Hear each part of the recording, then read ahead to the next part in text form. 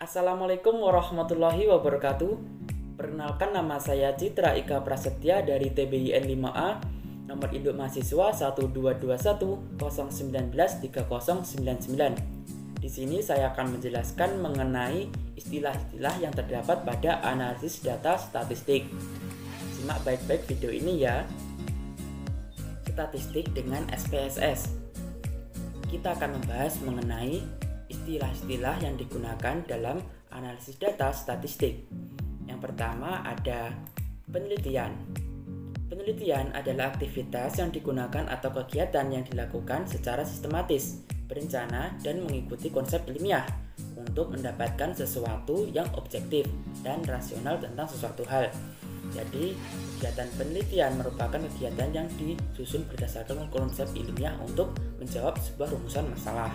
Kemudian yang kedua, apa itu data?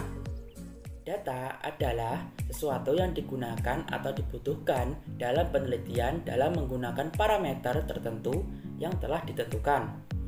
Dalam data, ini terbagi menjadi dua, yaitu data kualitatif dan data kuantitatif.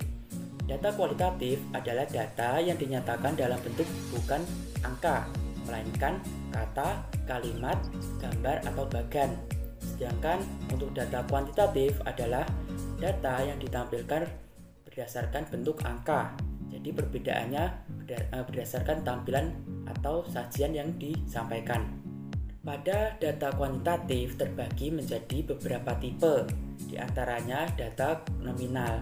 Data nominal adalah data hasil penggolongan atau kategorisasi yang sifatnya setara dan tidak dapat dilakukan perhitungan aritmatika. Kemudian untuk angka yang diberikan hanya sebagai simbol. Contohnya saja, laki-laki disimbolkan menjadi 1, angka 1, kemudian perempuan disimbolkan menjadi angka 2, jadi tidak berpengaruh.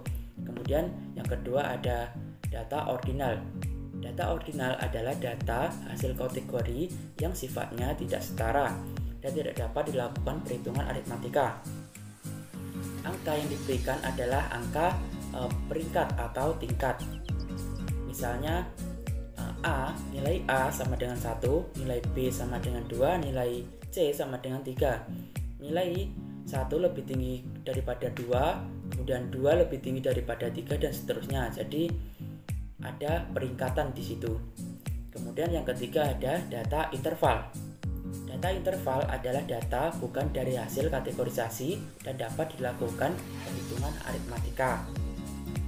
Seperti halnya contohnya pernyataan sangat setuju disimbolkan angka 5, kemudian setuju 4, ragu-ragu 3, tidak setuju 2, sangat tidak setuju 1. Jadi di situ ada simbol sebagai ungkapan pernyataan.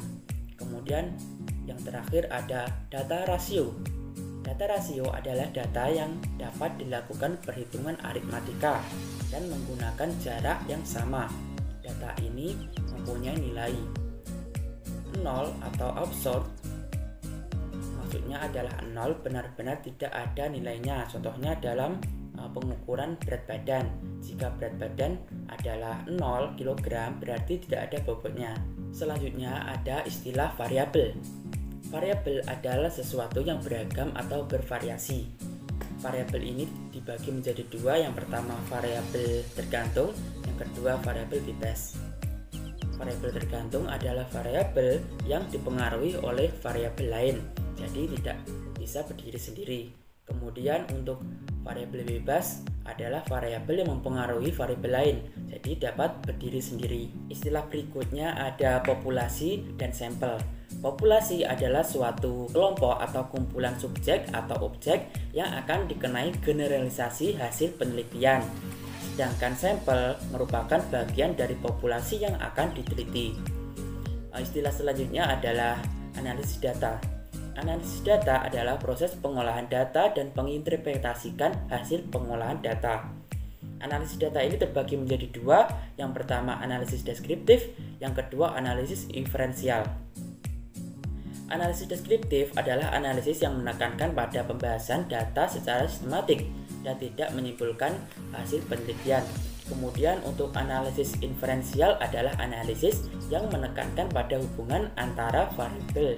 dengan melakukan pengujian hipotesis dan menyimpulkan hasil penelitian. Selanjutnya ada metode analisis data. Metode analisis data ini terbagi menjadi dua. Yang pertama metode statistik parametrik. Metode ini yaitu menggunakan parameter-parameter tertentu seperti mean, median, dan sebagainya. Kemudian yang kedua ada metode statistik non-parametrik. Metode ini tidak menggunakan parameter-parameter tertentu. Kemudian selanjutnya ada hipotesis. Hipotesis adalah jawaban sementara tentang rumusan masalah penelitian yang belum dibuktikan kebenarannya. Hipotesis ini terbagi menjadi dua. Yang pertama, hipotesis nihil atau hipotesis non-hipotesis. Adalah hipotesis yang menyatakan tidak adanya hubungan antar variabel. Kemudian yang kedua ada hipotesis alternatif atau hipotesis kerja. Adalah hipotesis yang menyatakan adanya hubungan antar variabel. Istilah selanjutnya adalah uji hipotesis. Uji hipotesis adalah pengujian yang bertujuan untuk mengetahui apakah kesimpulan dan sampel dapat berlaku untuk populasi. Nah, jadi semua tahapan tadi diuji melalui dengan istilah uji hipotesis untuk membuktikan hipotesis yang sebelumnya sudah diangkat. Istilah berikutnya yaitu signifikansi. Signifikan artinya meyakinkan atau berarti. Jadi data yang diperoleh harus meyakinkan dan dapat mempengaruhi orang lain. Kemudian yang selanjutnya ada probabilitas. Probabilitas adalah peluang munculnya kejadian. Selanjutnya ada kurva normal.